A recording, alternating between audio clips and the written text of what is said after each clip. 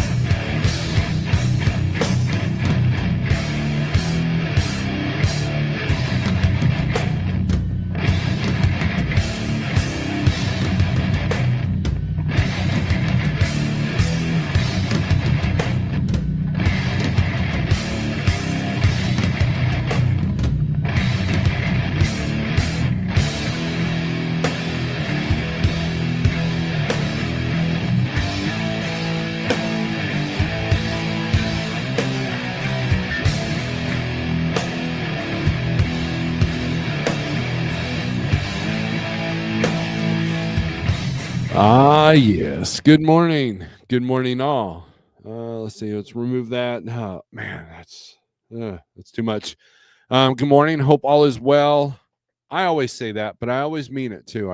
I really do, because when people are miserable and lousy, that they're lousy, right? When people are miserable, they become lousy. Makes the day harder for everyone. So I hope you're doing well so you can bless other people. So good morning. I am Snorelord. If you don't know, if you're new to the channel, which I doubt you are, I try to do freight reports. I'm a former truck driver. Still have my CDL, still a truck driver at heart. I just don't own a truck anymore because I have transitioned into the office, helping build this company here, like Trucking Corp. And yeah, and I enjoy helping the drivers. I do dispatch, safety, operations, and I enjoy this. I enjoy still being in the industry. But anyways, I can see things from a 30,000-foot view, and I help people with managing their freight, their dispatch, maybe give them some counseling. For an example, almost forgot the most important thing. Coffee. For example, Shannon Thomas, she was live yesterday. She learned a very valuable lesson yesterday, and we're going to talk about that. I'm not picking on Shannon, but it's an easy mistake for people to make, and I've mentioned it many times, but I'm going to mention it one more time. So with brokers kind of cutting each other's throats as far as getting customers, and with fraud still on the rise, you have to realize that even the two-factor authentication processes are still hackable. And what you're going to find is there's a lot of fraud on the low boards. Now, I haven't seen it really that much on 123 low board, which is the low board I promote, but I have seen it on DAT. And DAT is the king of all low boards because they've been around for over 50 years. And you know, if your dad or grandfather was in the truck stops, you know, looking for loads on the spot market, he was at the truck stop looking at that TV screen, writing phone numbers down. That's how long DAT's been around. And so they're kind of the go-to for a lot of people running the spot market like myself. I do use 123 low board. I do promote them, and they have some great tools, and I've shown you that. But my purpose is to inform,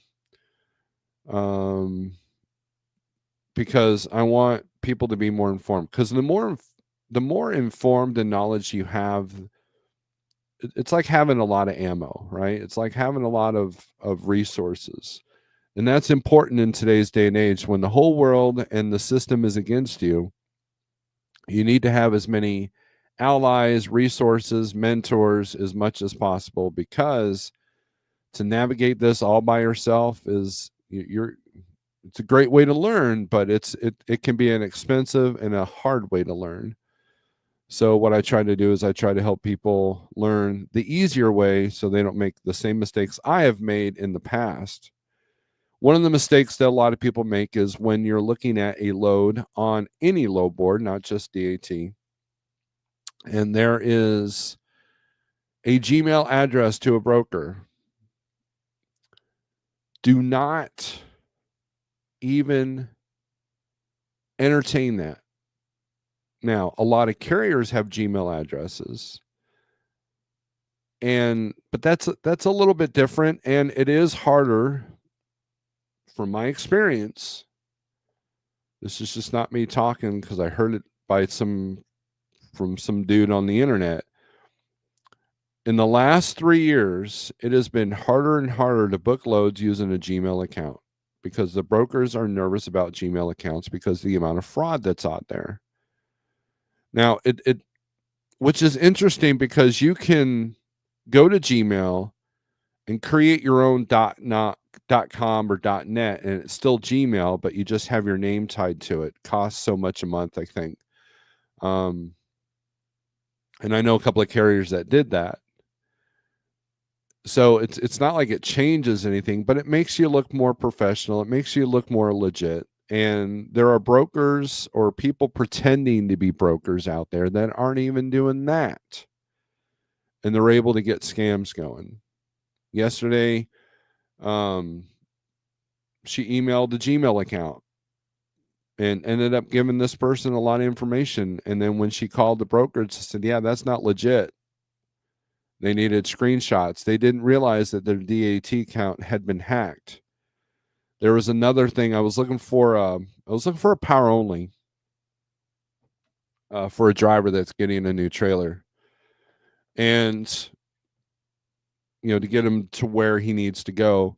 And there was one brokerage that kept posting the same thing over and over and over. They never would answer emails. Now, it was not a Gmail account, but when the driver inquired about it, he said that wasn't them. The brokerage said that wasn't them and that it was a fraud thing, but it was still being able to repost it. So there's a lot of fraud going on. I mean, fraud is in the multi-millions right now, if not billions with the B. And it's getting worse. And with freight rates being the way they are, with capacity being really loose, it's a problem that has not gone away, has not gotten any better, and all it's doing is make it harder for the honest people trying to book a load, trying to have a legit business, and the amount of security that like some of these brokers want is warranted because of the amount of fraud that's on there. You guys have seen it in the truck stops, the carriers that are changing their signs right there at the truck stops. They're changing their signs, they're changing their DOT numbers. I know people that are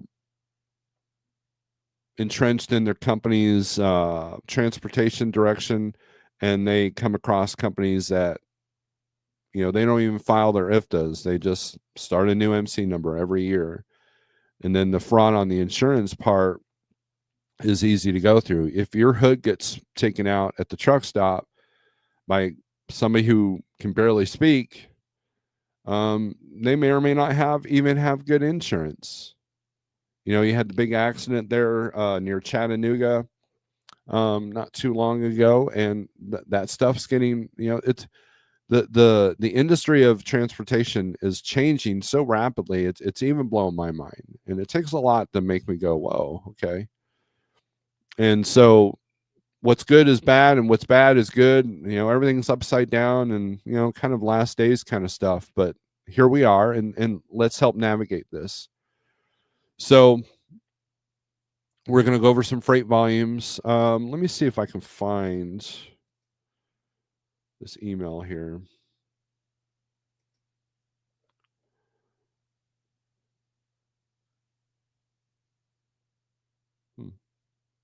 Oh, I took them off. Okay, never mind. So hope all's well. We'll get to the comments here. I just uploaded a short. I don't know if it's public yet or not. I meant to upload it yesterday, but I forgot. I filmed it and then I got distracted. Yeah, let's see. Edit. Yeah, there. And YouTube shorts are kind of weird when they upload. Notifications don't go out right away. All that. So anyways, yeah, we'll talk about it. So I hope you got your coffee. I keep losing mine, but there it is. And we'll get to the comments. There's not a whole lot of comments today, which is fine. And let me get to this email.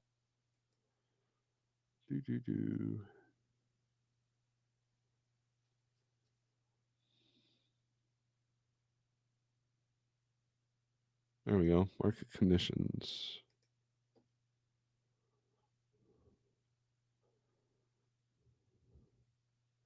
And then we'll put this on the screen. We'll talk, and it's good to have a good report. It's good to have a good aerial view of things. So, all right, let's share the screen here. Actually, let's say hi to the 5 people in here. Grafton, good morning. Desert Oak and Pam, good morning. Gary Cook, good morning. On the road to recovery. How you doing, man? How you doing? The man, the myth, the legend. Hope you're doing better than the last time I talked to you. You weren't doing so hot. Jerome, good morning. Flatbed Trucker, good morning. James G, good morning. All right, that's all the comments.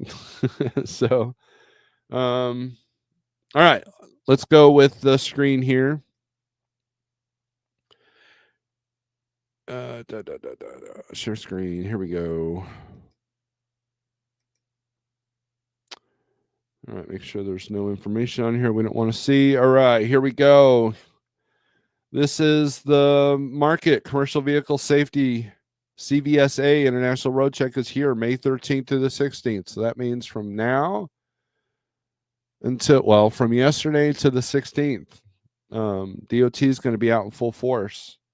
Now they've already been out in full force for the most part in most states, but they're really going to hammer down today. So you're probably going to get your red lights on your little pre-pass, and you're going to not get the bypass lane like you usually might do. And then, but the good news about that is those of you that take care of your equipment and aren't afraid of the DOT, you actually get to have a little bit easier parking this week.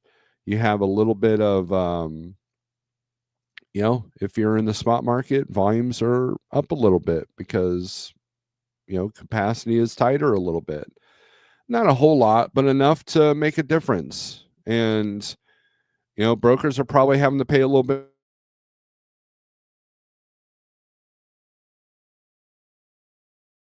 more this week, stressed out or whatever. SCTN, good morning. Hope you got all the storm stuff cleaned up. We did.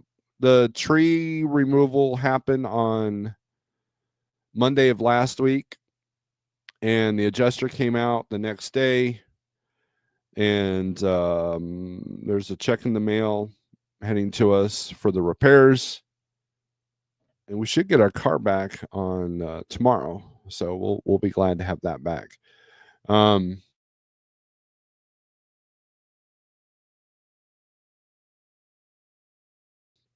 guy told me, oh, really? Okay. The insurance guy told me that to wait a couple of weeks, unless it storms really bad, then wait a couple of weeks after that because a lot of contractors are in the area price gouging people. So, just, to be aware of that. So we're going to wait a couple of weeks before we start getting quotes on everything. So, truck blew up a week after rebuild. Oh, well, waiting on second rebuild in 2 months. All good, man. That's a bummer. It is a bummer. I passed my DOT physical last Friday. I lost 30 pounds since last year's physical. I'm proud of that. Gary Cook, how did you do that? I'm curious. What was that allowed that 30-pound loss? Because I'm curious. Was it a diet change? Was it a combination of things? And if it was a diet change, what did you change to? Because a lot of people need to hear that when someone loses weight, because it can be difficult. I've done it myself, 120 pounds, and and there's great power in fasting. So that's fasting, and of course a meat-based diet. So that's what I've done. Keto, if you will. All right. Okay, so overall market is loose, of course. It's nice to see this in the bright green instead of the darker green. But as you can see, van is still in the dark green. Reefer's almost to neutral. And look at flatbed. Flatbed is doing pretty good right now. Despite what the news is telling you about the economy and everything else. Flatbed is doing okay. Now, a lot of that is materials for rebuilding things, such as hurricane damage, storm damage, and all that. But there are things being built, and flatbed is reflecting that. So that's good news. And when we look at freight volumes in the Southeast, I've been telling you guys for probably over a year now that if you have a flatbed, go Southeast. That's where the money's at. And I have actual proof because we have a flatbedder here at Like Trucking, and he's doing very well. I'm talking like really good money for maybe 100, 150 miles runs. So, but anyways, it says this will affect capacity as many drivers shut down during the week for this event. It's never too early to inform your customers. So you might have some shippers are like, well, we don't want to ship this week because, well, it's expensive. So, but as you can see, van is on a steady decline, 202 in February and $1.92 in May. Now, these numbers are just the relative aspect of these numbers is not this is what you should be getting, or you're probably doing a lot better, or you might be doing a lot worse. This is a guideline. This is the average. This is taking into account all the $500 for 100-mile runs to the stuff paying $1.30 to go out to California from Pennsylvania. So it's taking that all into account. What I look for is that trend up or down. And as you can see, flatbed is steadily going. Well, it did drop a little bit in May. But as you can see, we've got lower rates now than we did in February, which is rare. Usually it's the other way around. Usually there's a steady incline. Reefer's kind of all over the place, but holding steady at $2.28 a mile. And what I've been telling drivers, it's not really the rates that's taking people out, it's the expenses. The truck repairs, the length of truck repairs.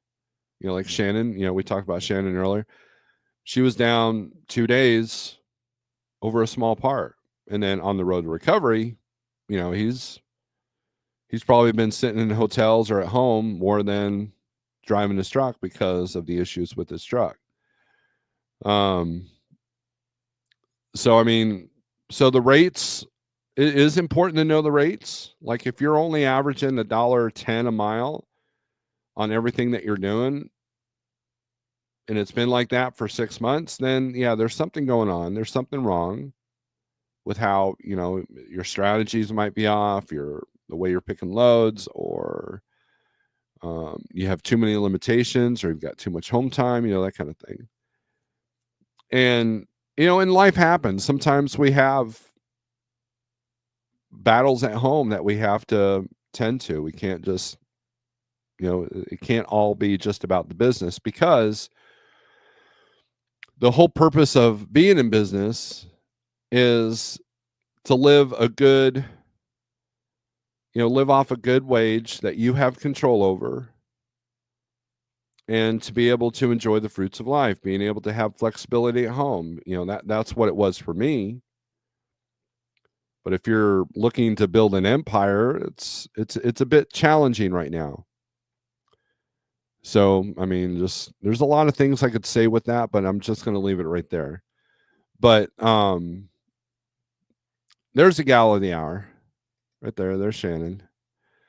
I was telling Shannon, I was telling everybody about your Gmail experience that you reported about yesterday in your live feed, and how fraud is through the roof, and we'll see if we can find examples of that on the DAP board. Gary says, just eating better, do a lot of walking. I cut back on the potato chips I used to eat. Good deal. Advanced Trucking has their own shop, and all my repairs PMs get done at their shop. Plus, they have 2 good mechanics. They do a good job. Good deal. All right. So, anyways, $1.92 is the average, which is down from what it was in February. That's quite a bit of a drop. So just kind of just keep that in mind, and I'll be curious to see what this looks like next month, right, when we get to June. But right now, May is showing a downward trend from the last 3 months. Flatbed, a little bit of a drop, but still doing pretty well. So,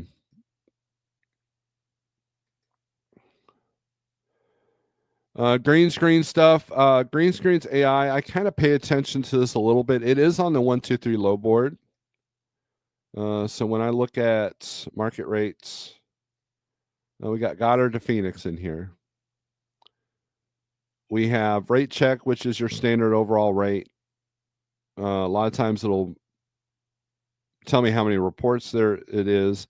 Rate estimate, cargo chief, that's about what the bills are going for.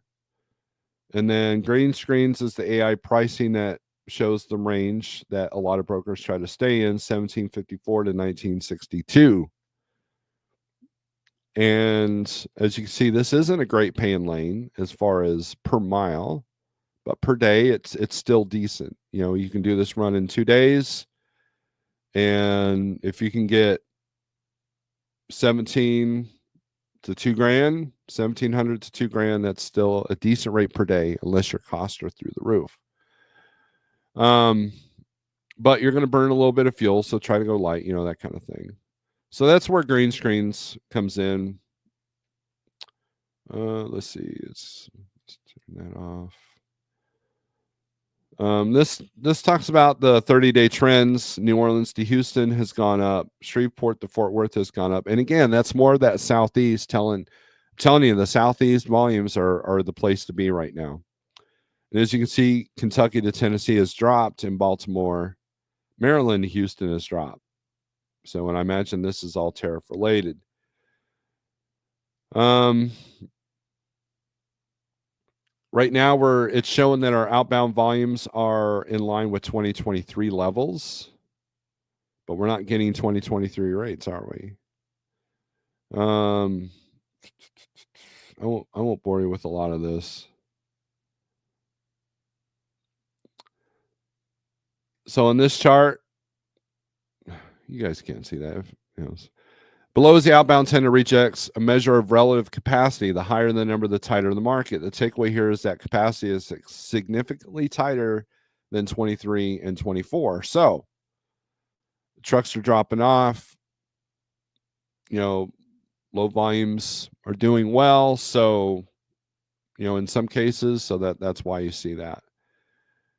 Container import volume. Let's see. This shows the import volume for the last 5 years. And we are here for 2025. So we haven't quite dropped just yet.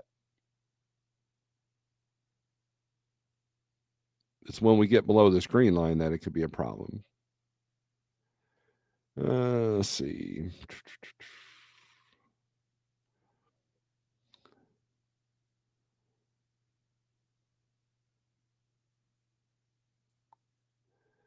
Outbound tender reject index is at 5.4%. Anything above 6 is showing capacity is tightening. So we're not quite to 6 there. The van outbound is increased to 4.7. The lowest record low is 2.3. So we're not there yet. Hopefully we won't get there. Flatbed tender rejects at 29%. And the reefer outbound reject index has increased to 8.96%.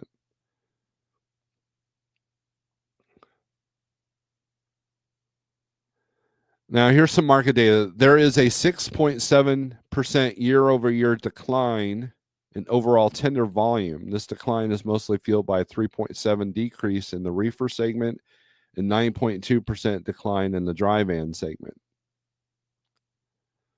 The U.S. and China will reduce tariff rates on each other for 90 days in a de-escalation of a trade war between the world's two largest economies. The U.S. will cut the 145% tariff on most Chinese imports to 30% by May 14th. China will cut its 125% tariff on U.S. goods to 10%. The U.S. tariff cuts don't apply to the tariffs on steel, aluminum, and more, which is why flatbed hasn't really seen anything different. Now, here's some good news. Are you ready for this? Good news. Freight rates are projected to rise sharply in the coming weeks as importers rush to capitalize on this window of opportunity. The increases are expected to begin with ocean freight rates in the near term, followed by domestic trucking rates in July and August. So if you can hold on just for a couple more months, man, we'll be doing all right. Now, speaking of fraud, Connecticut trucking company owner indicted for $3 million Amazon fraud scheme. Amir Nasir, 24, has been indicted on 13 counts of wire fraud for allegedly defrauding Amazon Logistics of over $3 million through a complex scheme involving fake trucking accounts. Wow.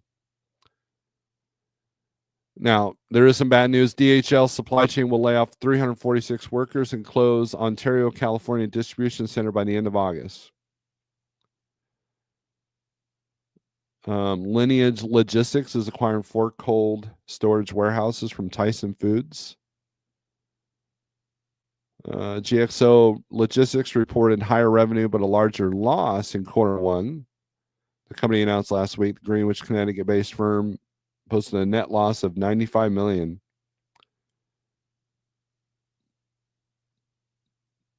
Following introduction in the U.S. House in April, members of the United States Senate this month introduced a bill that would block the FMCSA administration from requiring speed limiters on heavy trucks.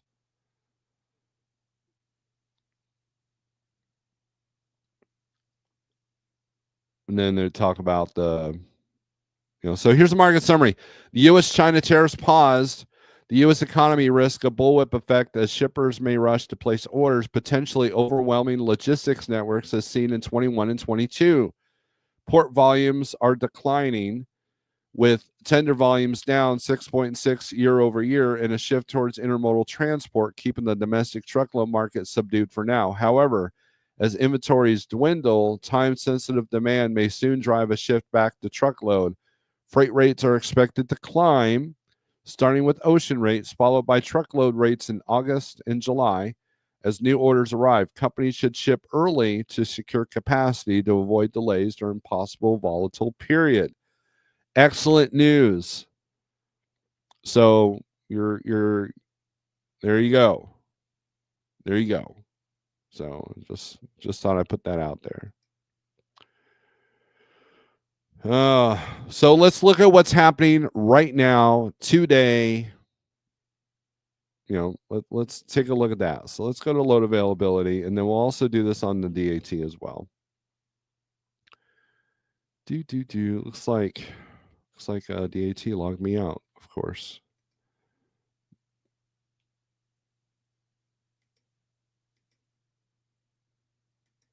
Hopefully it doesn't mean it's down again. You gotta be kidding me, dude.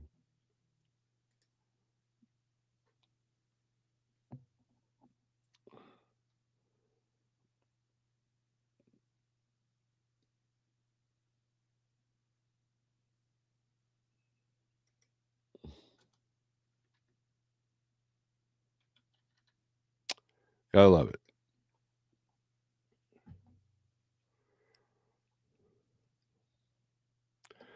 All right. So now I can share the screen again since I've logged in. All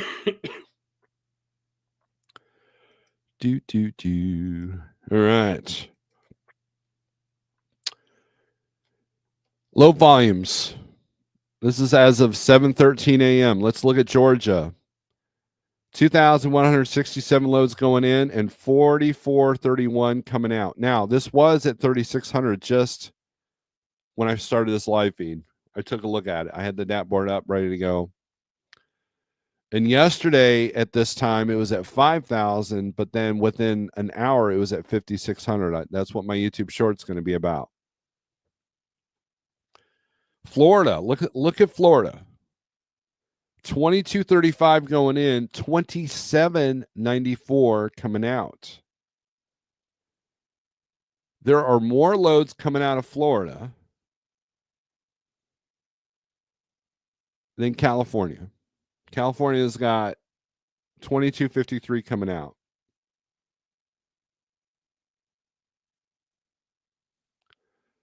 How about them apples?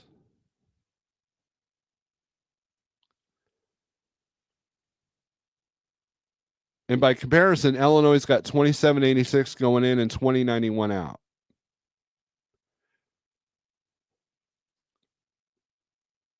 Indiana's the only Midwest state that's got more out than in. 1530 in, 1794 out.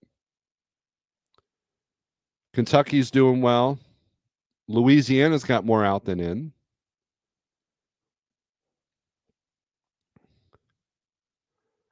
Michigan has been horrible here lately. 1331 in and 854 out. On Fridays, you're lucky to get 200. You're lucky to see this number hit 200 on outbound in Michigan. Missouri is 1173 or 75 in and 1074 out. Now, for that past couple of days, there's been more out than in Missouri, so I'll be curious to look at this later. North Carolina, 2,400 loads coming out, 2,492, only 1,862 going in. This is all van, by the way. Ohio actually has more out than in. That's good. 2,172 going in, 2,351 coming out. Now, for the last week, that's been a different number. And what I like about this is that I'm seeing more 4-digit numbers on the states that, like we always show, where it's green here on the 123 low board. PA has slowed down, 2521 going in, but still 2177 coming out. South Carolina's got 2,000 loads coming out, only 800 some odd coming in. Tennessee's got more out than in, which is rare for it as well. Texas has got more out than in, 5262 out, 4821 in. And Wisconsin is 1311 in and 1378 out. So it's pretty even in Wisconsin.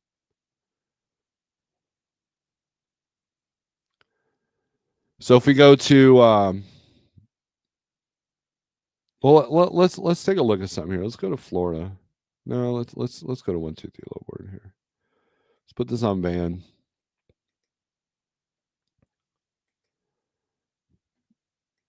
Gen Z, good morning.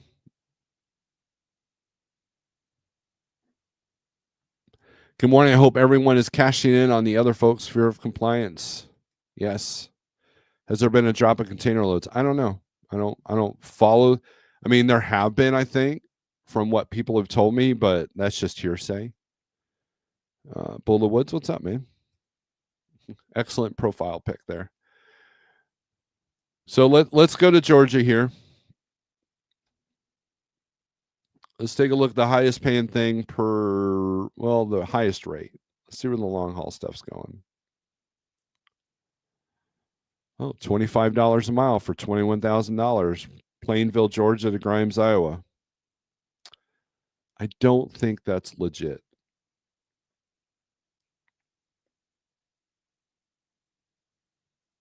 Hey, if you could score this load, you're good for the month, right?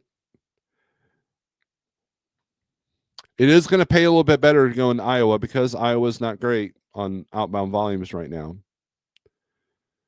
Now, one of the things that, if you run out west, one of the things that you need to recognize is that I'm seeing higher rates going out west, which tells me that coming east from there is not going to be easy. With the exception of California, they still are not paying to get to California.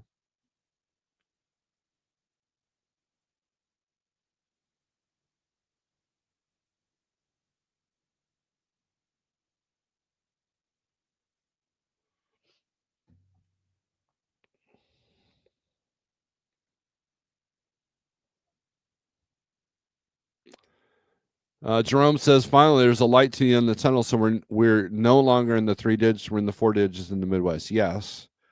But, hopefully I'll be able to go live on Friday morning, and I can show you the volumes there, and then we could do a comparison, right?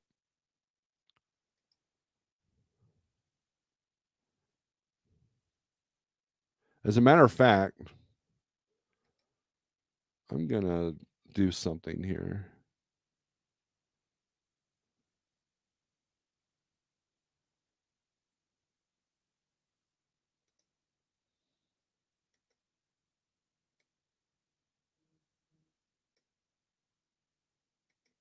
I'm going to take a screenshot of that, and then we'll compare it. We'll compare it.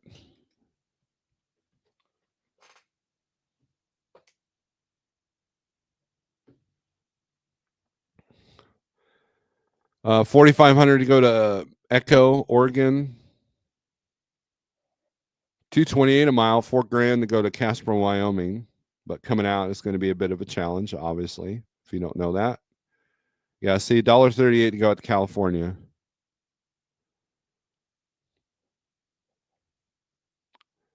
Almost $2 a mile to get to Albuquerque. $2.53 a mile, $3,000 for 2 days' work to go out to Maine.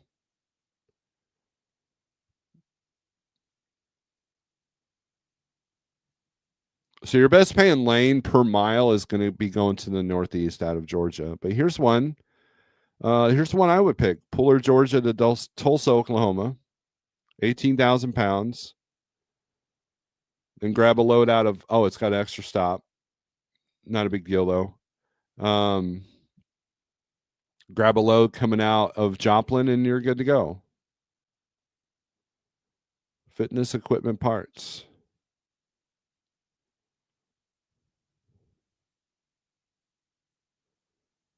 And here's their rules. Special instructions. Strict pickup delivery appointments. Drivers must arrive on site 10 minutes prior to their appointment. Late arrivals will not be loaded and must reschedule, potentially causing delays of several days. No financial compensation will be provided for rescheduled appointments. PODs must be sent immediately after unloading. Drivers cannot leave the site until confirmation is received from Ryder Freight. So this is where you can outshine the other carriers by following those rules to a T and then going over and beyond. So that's a good load. That's one I would probably pick if I had to get a truck out of Georgia and go back to the Midwest.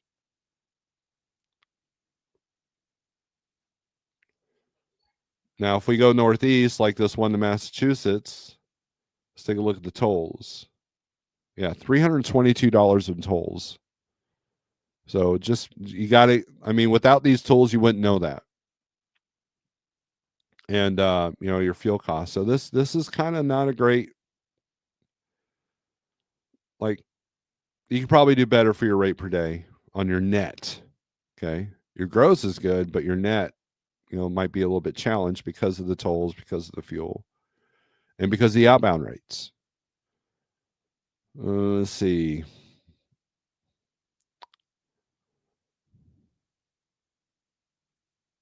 Here we go. 209 to go to Wisconsin.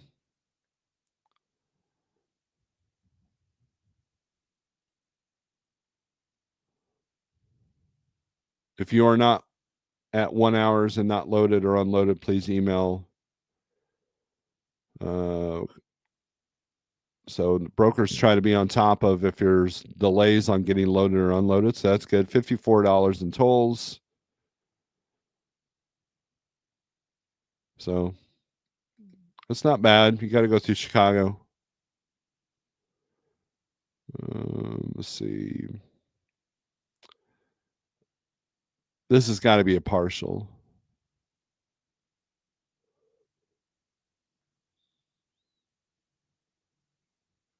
It says 30,000, 39,000 pounds, but they're at $1.05 a mile. They're at $2,200. This is where you just got to lay because that's not even a good rate per day. It's about $250 profit per day.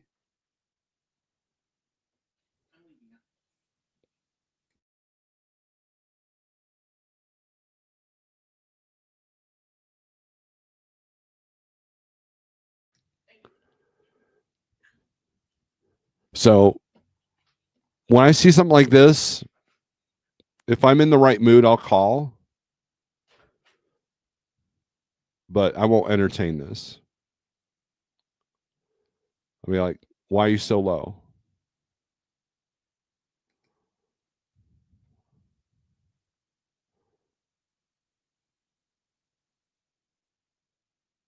Because you can make the same amount of money in 2 days than you would for the 4 that it would take to get out there. Actually, 5. So your rate per day just sucks on that one. Now let's take a look at this LaGrange, Georgia to Eagan, Minnesota.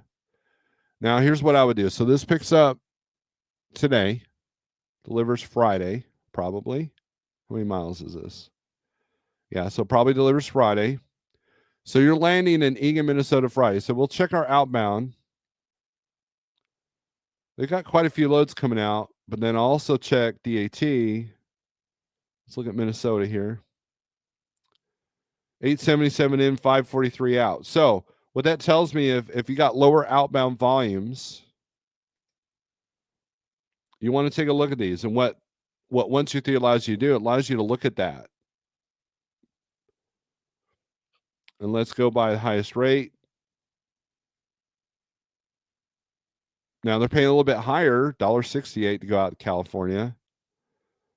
But you look to see where the money is. $1.90 to Utah, $2.49 to Tennessee. That's a good rate. So you'd want to see if you can tie these two loads together. You'd be in Tennessee on Monday, you get a restart in because it's only 127 miles, and that could be good. But you have to understand, if that load cancels, you're in a state that's got a little bit lower volumes and a little bit lower rates coming out because of that. So Minnesota is not the greatest outbound. It has the potential to be, but it just depends on a lot of things, really. I mean, the wind can blow wrong, and all of a sudden you see good rates coming out of Minnesota. But Minnesota is kind of a lot of people that deliver to the Dakotas go into Minnesota, so it softens that market.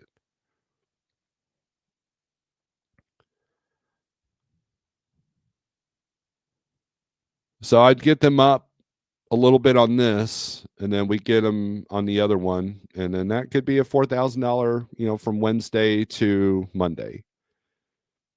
So what is that per day? Does that work for you?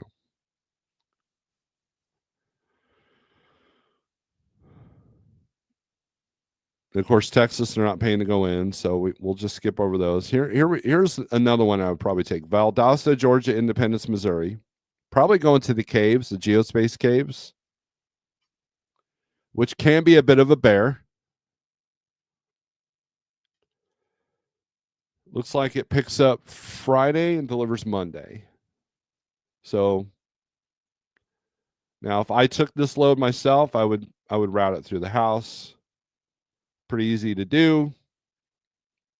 Go home under a load, get a restart in, make that delivery Monday morning, be good to go. Actually, it's 2:00. That's the only thing I don't like about that. No, I'm sorry. It delivers 8 a.m. It picks up at 2 p.m. But you got to be careful. You'd want to. Okay, so here's another strategy thing.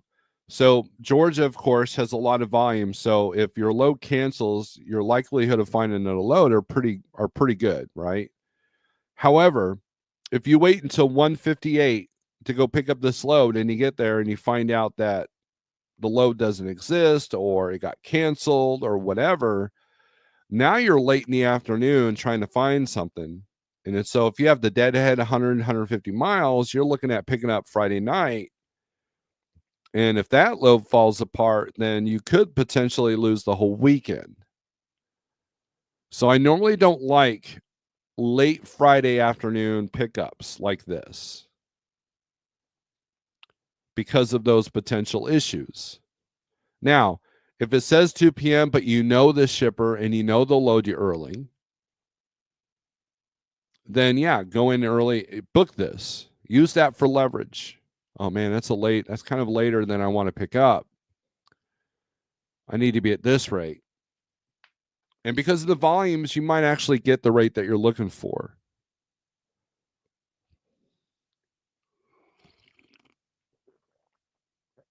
So that's how I would treat this.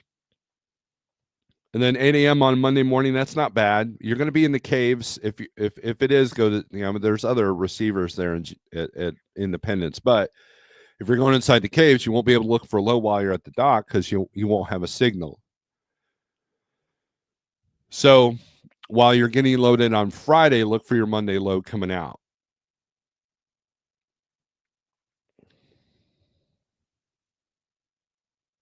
And that might be why they threw some money on this one over the averages, because it's going to it's hazmat. Never mind. And that's one of the things that we talked about earlier with the Gmail accounts. And we can probably find something like that on DAT. Let's do that. Let's search a load. We got Effingham, Illinois. Let's take out Denver here. And let's put this on van for today. Okay. 2 mile radius, 4,750 results. Let's reduce that a little bit. 150. Actually, let's do 100. 100 mile radius of DAT, or of Effingham, Illinois. Okay, we're still got 700 results. So if you're sitting in Effingham right now, you're probably in a good spot. Okay. Now, let's sort this by the highest rate per mile.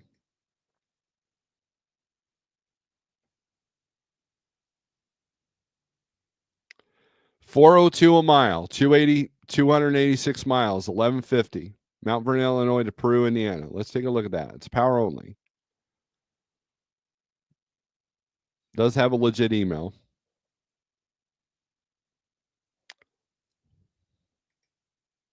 It's Night Swift. So I'm not really kind of seeing it here, like an extraordinary rate that makes you go, okay, why is that so high? There's some good rates. Decatur, Illinois to Joplin, Missouri. $1,100 for a day's work. That's pretty good.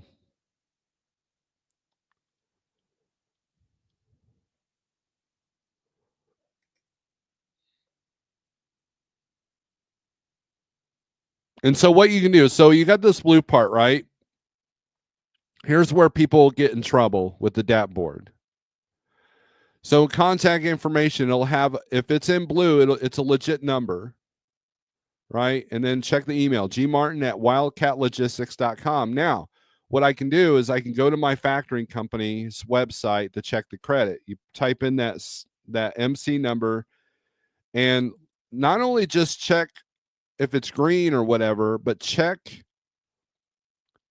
there'll be an email address, there'll be a .com address on there, and if it doesn't line up, then beware, right? But here's where people get in trouble. In the comments is, comments is where they should be, where people should be putting, like, the reference number or the pickup and delivery times or the actual cities when they do the different city thing. But a lot of them will put a Gmail address in here and say call only, or I mean email only, no phone calls, because they don't want you clicking on this blue number, this blue link, and calling that number.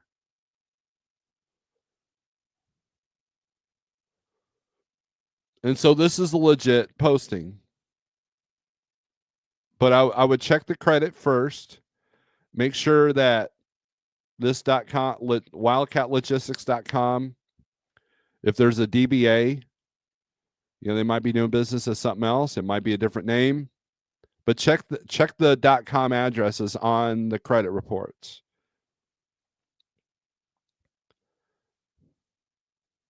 Now, luckily, 123, what they do, now they're tied with Thunder Funding.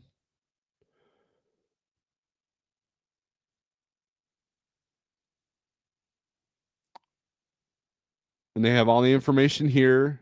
You can click on the link. It'll bring their MC number up right to the FMCS site. Pre-approved by Thunder.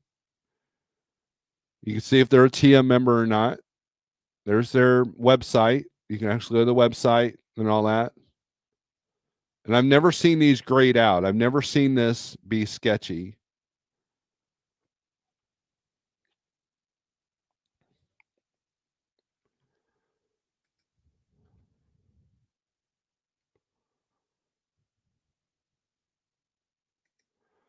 Colorado still enforcing chain laws. Yes, we had a driver that unexpectedly got a load. His multi-stop load got him through Colorado, and he didn't have chains on his truck. He had to go buy them.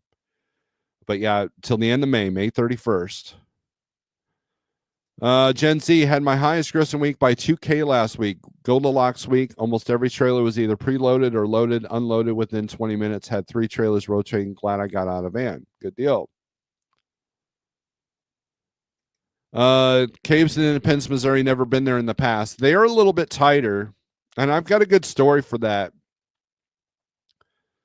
So the first time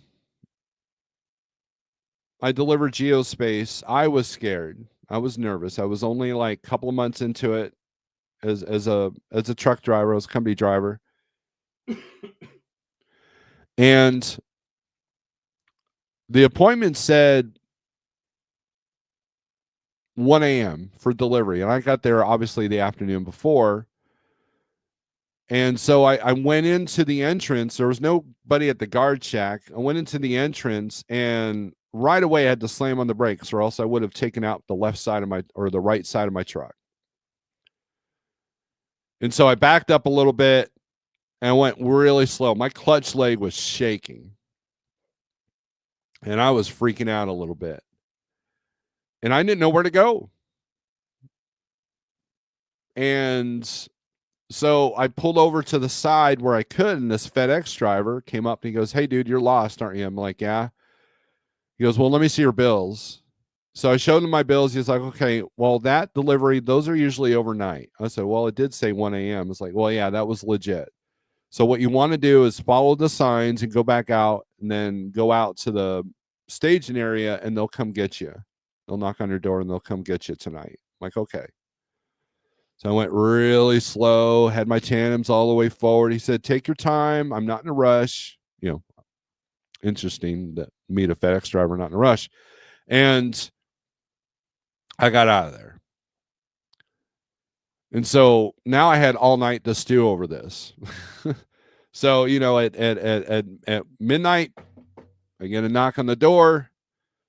There's a guy in a golf cart, and all the other trucks around me that had collected, were all ready to go. And so he's like, all right, here's what you're going to do. He looks at my bills. All right. So you're going to follow me into the caves. Be very careful. Make sure your tandems are all the way forward. And then, and then we'll stop, shut off your engines, and we'll give you your door assignments. I'm like, all right. So we follow in there. And as we all park our trucks, I'm the first one, right? I told the guy, dude, I'm very nervous. Give me an easy dock. Because I noticed that none of these docks were easy, right? And the guy's like, okay, no problem. I told him I was new, whatever. And then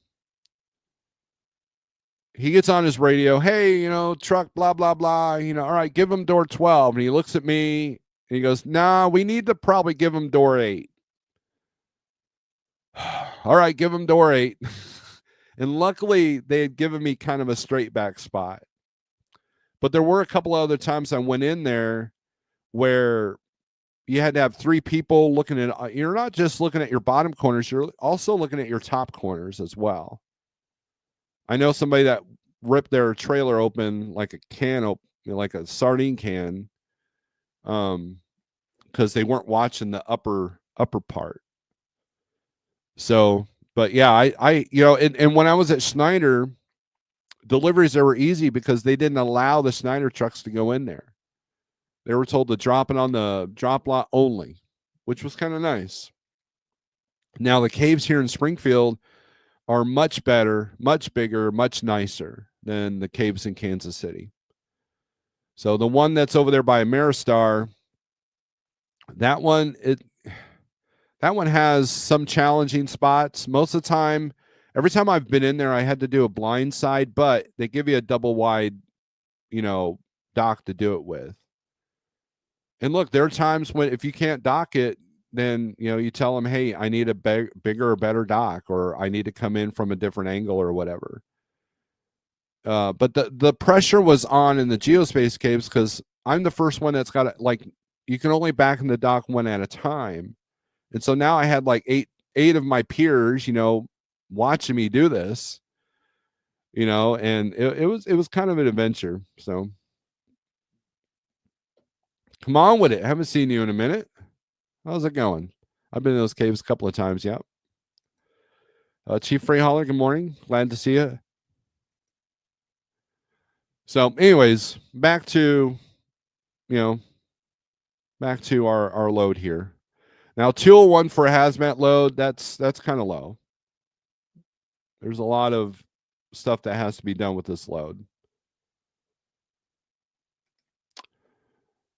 Let's see. What's the highest rate per mile? Let's see where our short stuff is going.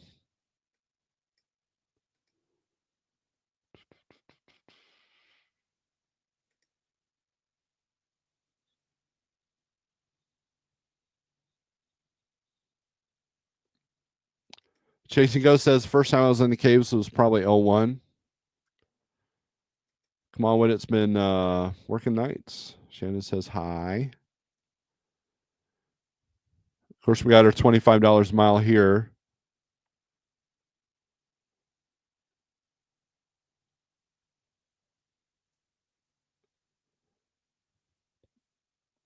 Let's get rid of these $400 loads. Let's scroll down. Okay, $1,000 to go from Albany, Georgia to Beach Island, South Carolina. Let's take a look at this one. This is 10 minutes old, 236 load miles. Picks up late today, 3 o'clock. Load of pallets. Picks up today, delivers tomorrow on Beach Island. So if I go back here to the dashboard, look at South Carolina, 996 in, 2360 out. So that's surprising that they're paying that well to go in. So that's a good load. So it's either got multiple stops or there's something funky. But man, if you can score this is a good load for today. Now it might be, it wouldn't be overnight really, as long as it's not like a 3 a.m. or 4 a.m. delivery. You'll be fine. Let's look at their outbound. Yeah, 350 loads out of Beach Island, South Carolina, going anywhere. 33 going right back to Albany, Georgia. I'm telling you guys, this is where it's at.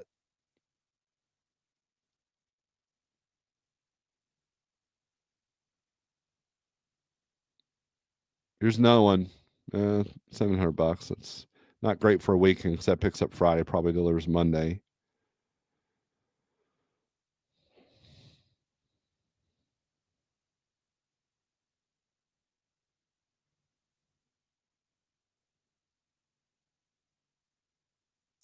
Here's Calhoun, Georgia to Charlotte, North Carolina. This is a good lane. $1,000, 344 a mile for 200, not even 300 miles.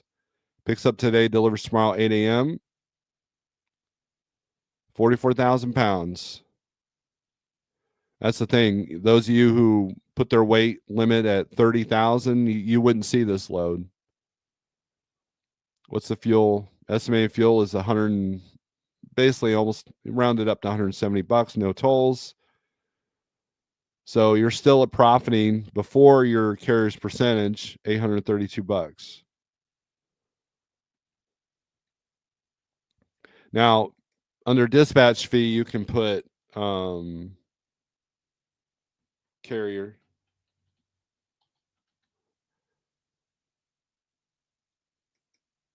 Put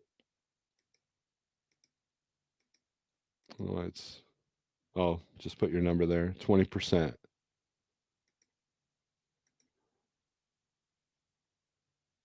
Still puts you a profit at 632.53.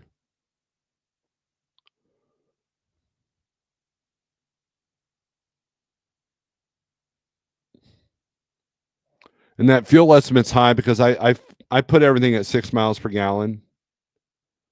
And with a heavy load in that part of the world, you're probably going to be lucky to be at that. And that was just posted, so I bet you this is probably already gone.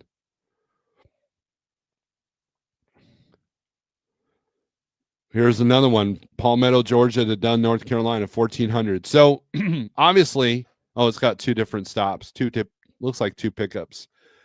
Obviously, the Georgia and the North Carolina lane is doing pretty good.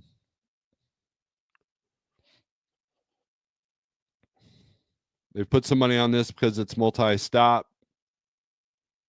Now, I don't know if that's two pickups and one delivery. But look at the delivery time, 6 p.m. on tomorrow. So, yeah, this is 425 miles. This picks up today at 11:30 a.m.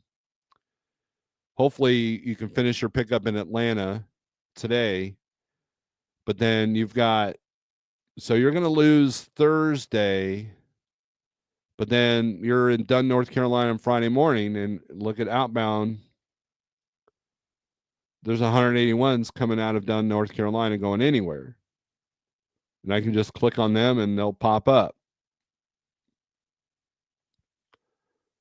And if I want to stay in the lane, here's North Carolina to Georgia or Dunn, North Carolina, Georgia. There's 17. We can look at that. And we can just continue going back and forth.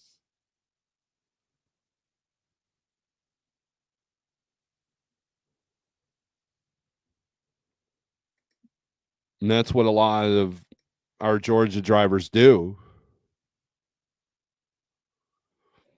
Now, a lot of times when you see a lot of money on a load, that's more than normal. Sometimes it's a drop trailer. So you got to be aware of that. You don't want to do those unless you're going home for the weekend.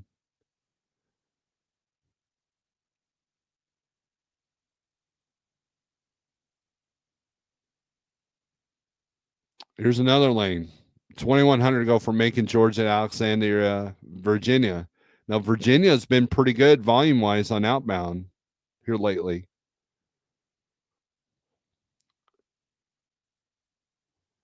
Yeah, 654. Alexander going anywhere. 39 going right back to Macon, Georgia.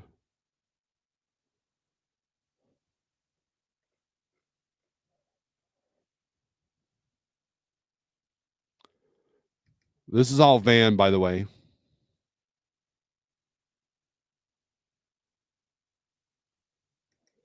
Chief Freight says Georgia spot market went crazy yesterday afternoon. Yeah, I mean, dude, at noon it was at 5,600 loads. 3 o'clock hustle would have worked great yesterday. Yes, there's a time and place to do that.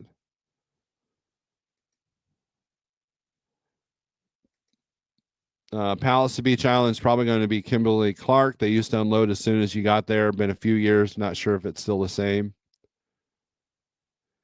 Come on, what it says, rates going up because of Blitz. Yes, that's that. We've been talking about that in the beginning of this video. You are correct.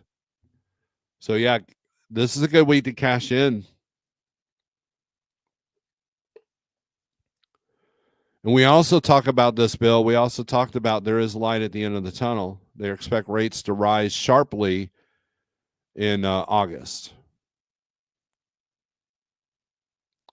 which coincides with predictions I was making last year that we wouldn't see a recovery till mid second quarter 2025.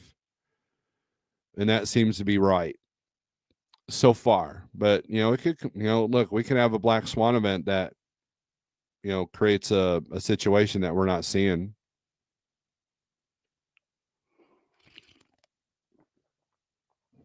Always be prepared, but you can't control that. Now let's take a look at Florida. Okay, because as on the DAT, let's refresh this. Florida had 3,300 loads coming out, 3,387, and only 2,690 coming in. So what that's doing is it's making Georgia not as soft.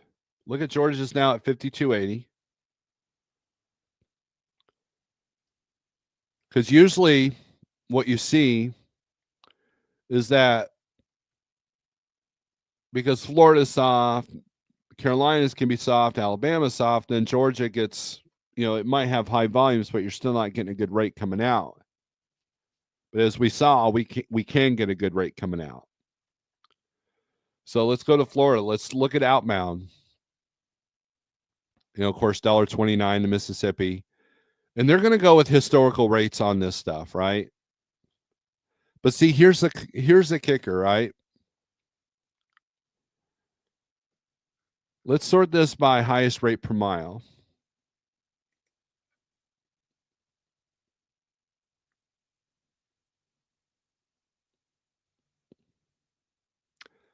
Jacksonville to Bessemer, Alabama, $2.95 a mile, $12.50. Normally it's around $9.44. Picks up today at noon, delivers Friday at 7 a.m. Why is there so much money on it? Well, it's heavy for one.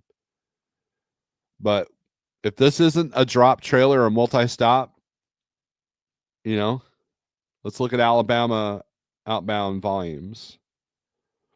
Not bad. And if I go over here, 1136 in, 1363 out. So pretty good.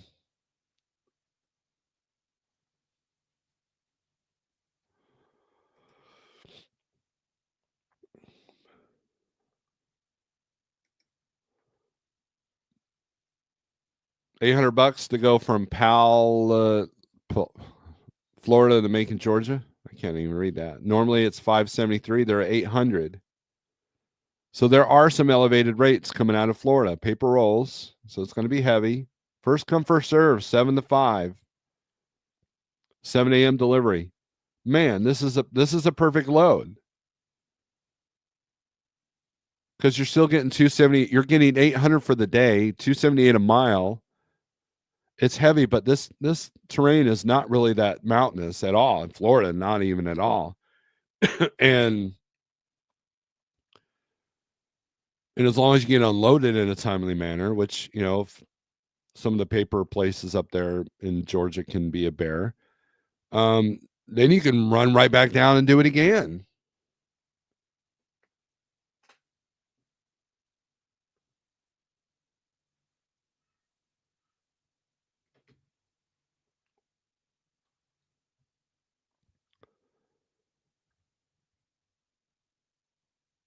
So this is a good load.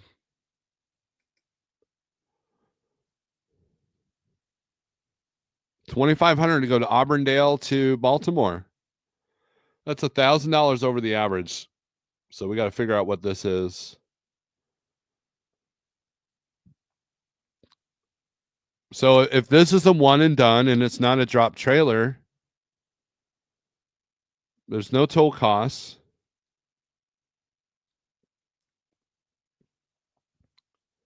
There's got to be something. I mean, the volumes might be allowing this.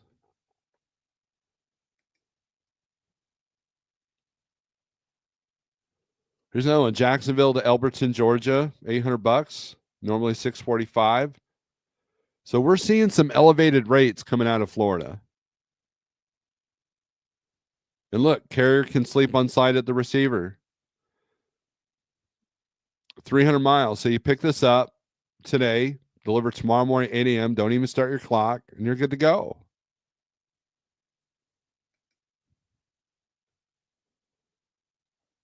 Here's another one. Lee, Florida, McCalla, Alabama, $258 a mile, $900. I mean, look at these rates. 900 over 628. 900 over 628. 3,000 over 2,800.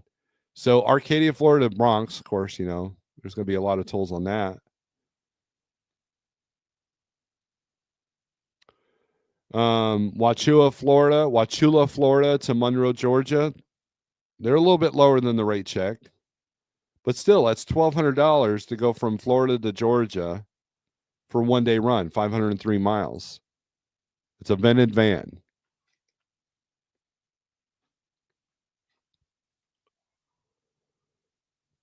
Obviously, this is probably, you know, nursery related or produce related.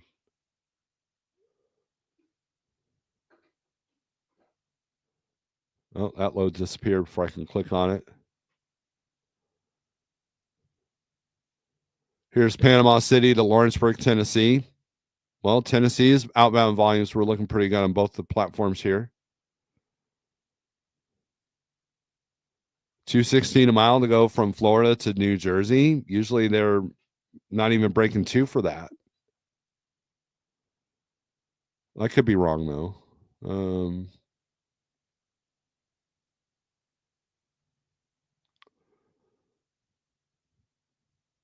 So yeah, here's one. $2,000 goes from Jacksonville to Fort Smith, Arkansas. That puts you in a good market. 44.5. So I mean, I don't know what else to say really. This is pretty cool.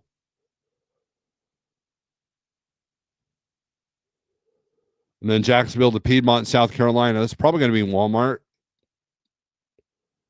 Picks up tomorrow, delivers Monday morning at 3 a.m.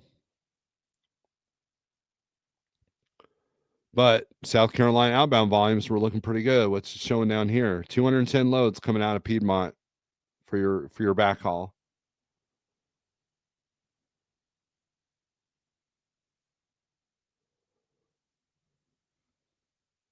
So I mean that's it. This is where you need to be in this area right here.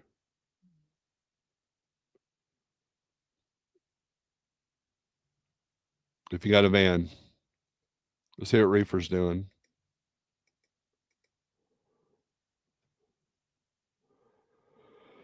A little bit more checkerboarded. Arizona's green. Let's see what's coming out of Arizona. $3 a mile to go to Oregon. $298 to Utah. $282 to Nevada from Phoenix. Short run for $800. The Gallus to San Francisco. $281. $2,600. Wow. Let's see. $4,100 to go to Mount St. Illinois. Let's look at that one. Phoenix, Arizona, picking up today, going to Illinois. Probably land there on Friday, right? Maybe.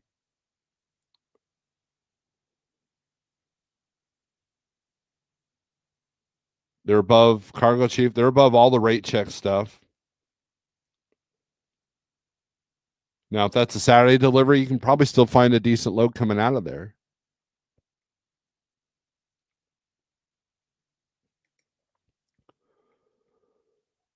Bunch of stuff coming out of or going to Sparks, $272 a mile, $2,500. $240 go to PA, $5,000. Let's look at this one out of Maricopa.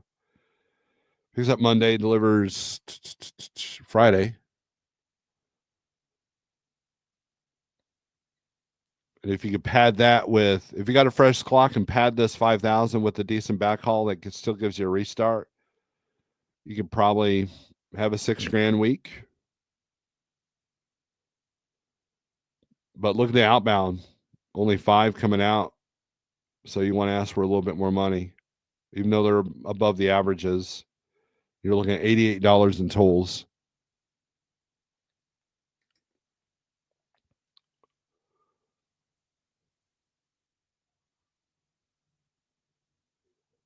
I would probably take this Nogales to O'Fallon, Missouri more. Get you in the St. Louis market, get you there quicker.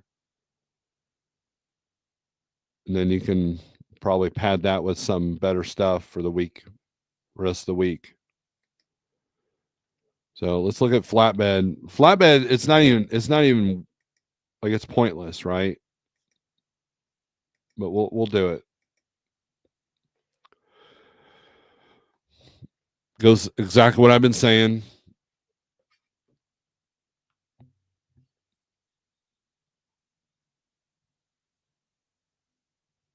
Run the Carolinas to Louisiana. Maybe do a Ohio to Georgia and back, something like that. You'll get good money.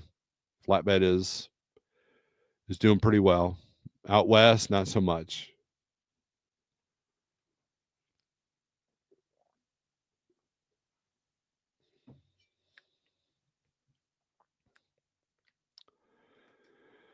For the last few months, there's been 2,000 to 3,000 loads posted within 200 miles of the house. At one time yesterday, there was 8,600 posted loads within 200 miles. Jerome says, looks like I'll be heading to your state. Chief Freight says, come on, Jerome, you got a couple weeks before I'm done with nursery. Then you got to go. There you go. 48065 is my code if you want to try out the 123 low board for free for 30 days. I do use this tool every day. A lot of times drivers will call me, hey, what's the tolls? We'll do the toll calculator, and then I'll give them the market rates. And, and they're pretty much on par with what DAT shows on on their tools. Let's just see how close it is. Goddard, Kansas to Phoenix, Arizona.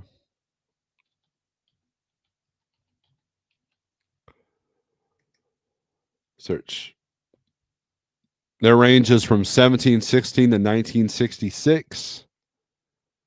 And 123's got this from 1754 to 1962. So it's right about right when you look at the green screens. $60s to $80s ish. But sometimes you get what you get, right? So and then the load availability. If you got the app, it'll show it like this, a density list, and you can go through each region. Like Alabama here is showing 2,500 loads outbound. Georgia 2396, Florida 1671.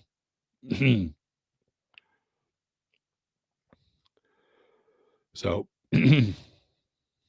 but this looks cooler.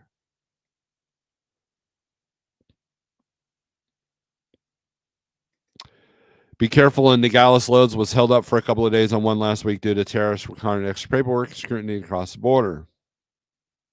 Yeah, that'd be interesting. Pam. I've been thinking of going back to flatbed, but if van rates continue like this, I think I'll swing doors a little while longer.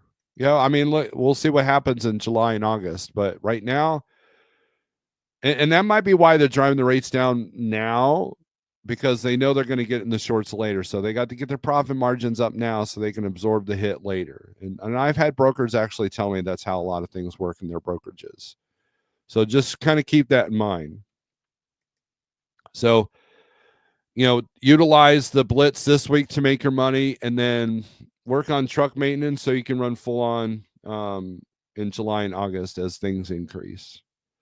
So with that being said, I'm going to end this live feed. Thank you for watching. Make sure you hit the thumbs up on your way out. If you hate this video or if you hate me, number one, why are you watching? And number two, click the thumbs down twice. That'll teach me a lesson. And if you got, go to my website, snorelord.net. You can email me, snorelord@yahoo.com. If you got any questions, comments, or concerns that you can't address here, let me know. But for that, I'm going to try to be live on Friday morning. Strength for today, hope for tomorrow, and yeah, bang your head, man. It'll be okay. It'll be okay. Peace.